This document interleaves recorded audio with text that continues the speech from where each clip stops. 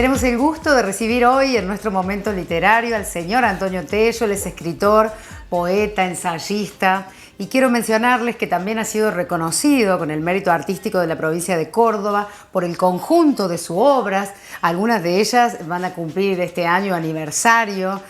Vamos a charlarlo aquí. Es considerado por la crítica española como uno de los escritores más relevantes de la literatura argentina del exilio y uno de los narradores hispanoamericanos más rebeldes de su generación. La obra de Antonio Tello es situada en la tradición de los grandes maestros del siglo XX. ¿Cómo estás, Antonio? Bienvenido. Muy bien, muy bien. Ya sabes que encantado de venir a tu programa, de compartir contigo y con el equipo estos momentos que siempre son de un gran apoyo para mí, para mi trabajo, para lo que hago en esta sociedad. Y para nosotros es un honor aquí recibirte y nos ha traído este presente que tiene que ver con este libro que ha sido nuevamente presentado. Sí.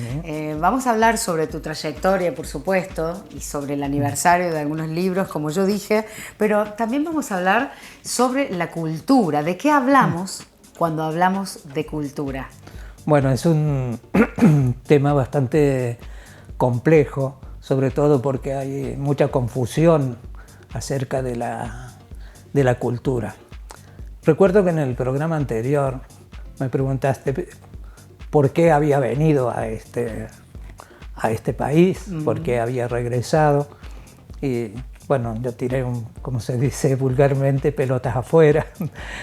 Pero en realidad vine porque considero que el conocimiento inerte, el conocimiento que no se difunde, que no se divulga, es inerte. Claro. Y yo en los 40 años que he vivido en España, he podido desarrollar una carrera y acumular una experiencia que en un momento dado, cuando ya prácticamente todo mi ciclo español ya lo daba por concluido, me quedaba a jugar al tenis o tirarle comida a las palomas. En la playa. Sí, o tirarme en la playa. Me dije, bueno, quizás mi experiencia, el conocimiento que he acumulado a lo largo de todos estos años como escritor, como poeta, como periodista, puede servir a mi país. Pero no quise volver a una gran ciudad, como hubiera sido Buenos Aires o Córdoba capital, sino a esta ciudad de donde había salido. Claro. Para cerrar un poco ese círculo y al mismo tiempo desarrollar una tarea de divulgación del conocimiento a través de cosas prácticas y necesarias. Y en ese sentido estoy bastante agradecido a las plataformas que se me dieron, ya sea en el área de literatura de la provincia, ya sea a través del Corredor Mediterráneo, que depende de la Fundación por la Cultura, y otras plataformas que se me fueron brindando y transmitir eso, Claro que sí. la cultura.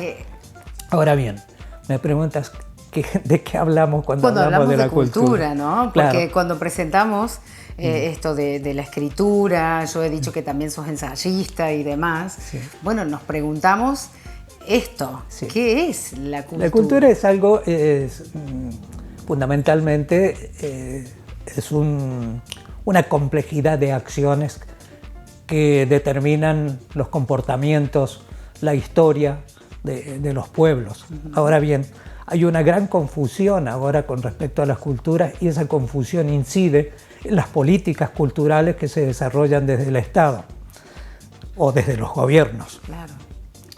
Esa confusión viene dada por los progresos científicos y tecnológicos que se han dado a lo largo del tiempo, la aparición de la democracia a finales del siglo XVIII y sobre todo el gran salto cualitativo que a raíz de la democracia dan los medios de comunicación. Esos medios de comunicación van creando nuevos iconos culturales y de pronto surge lo que conocemos como cultura de masa.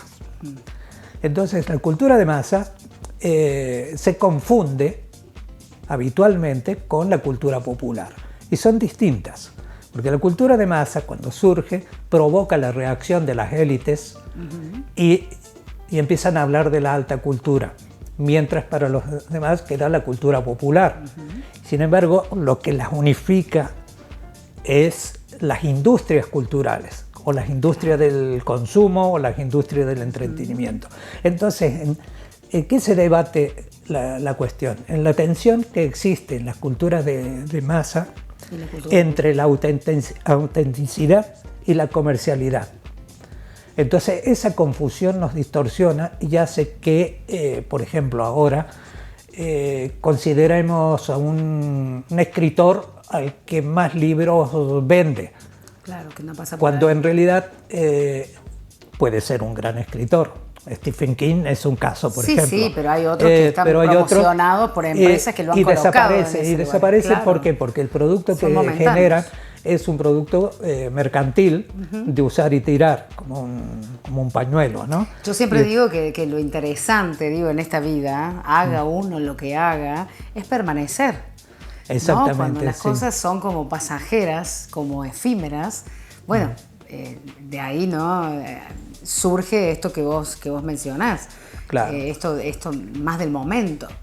Entonces, en ese plano, los gobiernos o quienes trabajamos en la cultura, debemos generar una serie de hechos culturales que respondan a las necesidades, pero que estén conectadas con las tradiciones. Con las tradiciones porque ellos influyen en los hábitos, en los gustos y sobre todo en el conocimiento. La cultura no es solamente mirar un cuadro o leer un libro, sino también están las cuestiones científicas, las cuestiones tecnológicas, a las que debemos considerar como parte de nuestras vidas porque nos transforman. Sí, claro. Nos transforman y nos resitúan en un registro de convivencia general. ¿Cuál es el problema de esto? Es que partimos también de una concepción errónea de la libertad. Cuando hace un momento con Juan Ignacio Noroña. Exactamente, sí. Hablabas de la pandemia y todo esto. Mucha gente salió a la calle a despotricar contra la mascarilla, el barbijo y todo esto y la falta de libertad. En nombre de la libertad. Exacto. Porque nos coartan la libertad. Sí. La libertad republicana de Cuño no acepta, dice no existe la libertad individual en la medida en que no exista la libertad colectiva. Claro. ¿Por qué? Porque la libertad republicana surge del consenso de personas libres, de un pueblo libre, que genera leyes que regulan la convivencia. Claro. Y en esa convivencia está regulada la libertad de los individuos. En cambio, la libertad que nosotros tenemos ahora y que surge desde las revoluciones de las guerras de emancipación, desde Estados Unidos en adelante, surgen de la idea de que la libertad, es decir, la de cuño liberal, que la libertad es un derecho natural contra el que nadie puede oponerse a la voluntad de otro. Eso ya que legitima los derechos, claro. La ley del más fuerte. Entonces muchos quedan excluidos. Y no hablamos de libertades individuales. El pueblo argentino, el guatemalteco, el mexicano, todos nuestros pueblos latinoamericanos no fueron liberados en nombre del individuo, sino de la libertad de comercio. Claro. Son territorios liberados, pero no. Entonces ese error hace que nos consideremos como individuos más importantes, claro. Porque formamos parte del clientelismo de esos territorios. Somos consumidores, no ciudadanos. Claro. Y eso hace también que se distorsione el concepto de cultura. ¿Cómo has vivido en tu mente, en tu persona, esto de volver a los orígenes, ¿no? Vuelvo a esa parte en donde dijiste que elegiste volver a esta ciudad, que es la que te vio irte en algún momento, sí, durante el exilio a Barcelona. Pero, ¿qué es lo que te hizo volver? ¿Qué es lo que sentís vos que te trajo acá? Bueno, yo creo que confluyeron dos cosas.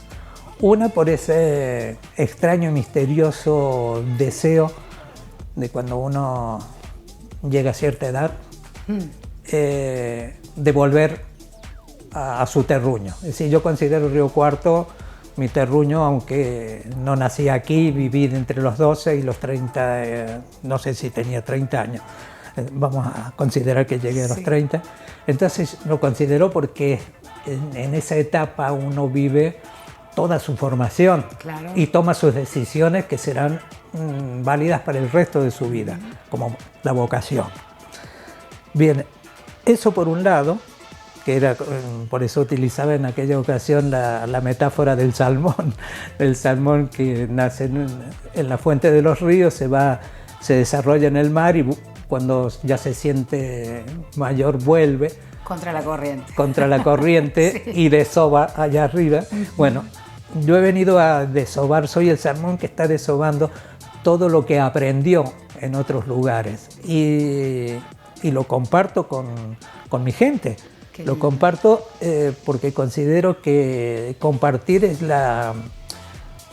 algo muy, muy hermoso. Y eso parte del sentido del amor que uno tenga por la gente. Es decir, el amor no es una declamación, no es una abstracción, es una actitud ante los demás. Y no se tratan de decir a cada rato te quiero o cuanto de esto sin andar declamando, sino hacer cosas, claro, hacer cosas que los demás se puedan sentir identificados o que le pueden alumbrar en determinados momentos ciertos senderos, ciertos caminos, ciertas veredas. Como ha pasado con tus libros, con tantas historias que están en cada uno de tus libros. Y bueno, un poco para cerrar, fuera de cámara hablábamos de los 50 años que estás próximo a cumplir desde tu primer libro. Sí. Bueno, quiero que me cuentes qué se siente también. Y bueno, y yo agradecerte este O de las Estaciones, que está dedicado, que fue una nueva publicación que ha hecho Unirío, ¿verdad? No, esta la ha hecho Ediciones del Callejón, que es una pequeña editorial de Tras la Sierra que lleva un poeta, Ricardo Di Mario.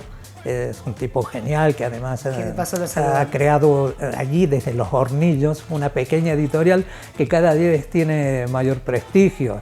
Ediciones del Callejón. Bien, esta O de las Estaciones es una nueva publicación.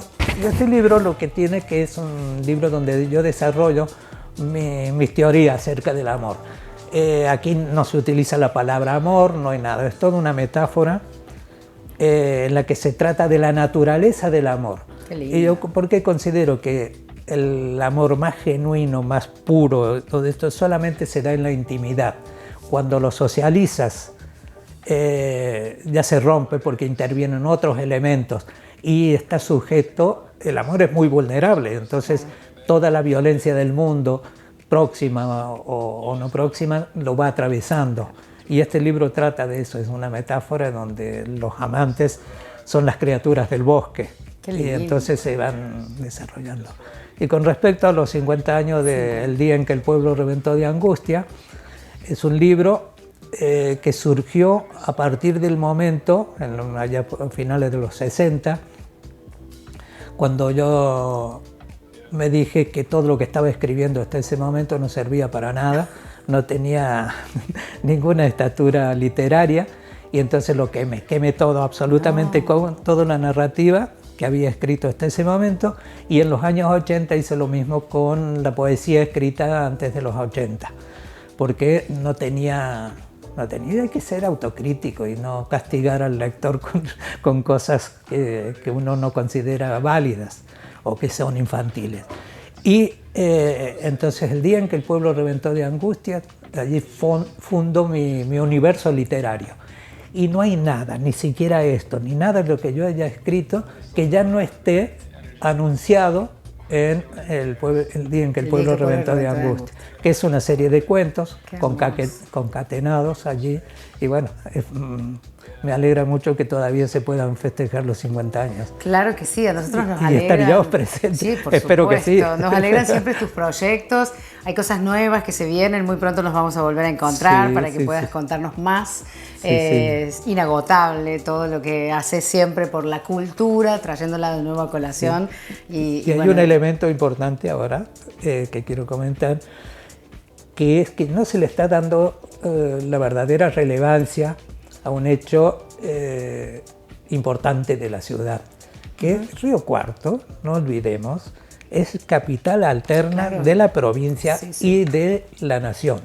Por lo tanto, desde otra plataforma, lo que voy a intentar hacer es generar una serie de eventos o de reuniones o de lo que sea, donde se ponga de relieve a Río Cuarto, en este caso como capital de la cultura. Qué lindo. Donde pueda venir, que tenga proyección nacional, que pueda venir gente, incluso gente de las otras capitales alternas, y que nos vayamos conociendo y encontrando. Conociendo y encontrando. Y eso es lo que quiero hacer de este Río Cuarto, que lo llevo en el alma.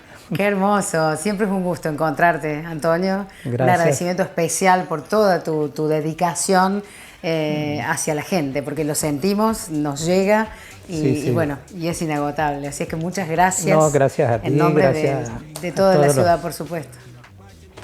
Todo tu equipo, que es siempre tan amable, entrañable, me tratan muy bien. Bueno, es un placer. Yo sé que ahora, por ejemplo, Guillermina, que está allí detrás de la cámara, me va a esperar con un vasito de agua fresco, sí. Por supuesto. No digo ginebra porque estamos en público, pero algo rico seguro, y por supuesto que siempre el equipo es el que sostiene y bueno, y nos vemos acá nosotros, pero están todos los... Ese es lo que hablaba recién Juan Ignacio. Juan Ignacio, es el compromiso del grupo, del colectivo, de la manada. Exacto, digamos. Siempre lo decimos, ¿no? Sí. Es ser con el otro, y es magnífico. Exactamente. Antonio, un gusto y gracias por este Ivana. nuevo encuentro. Hasta una próxima oportunidad.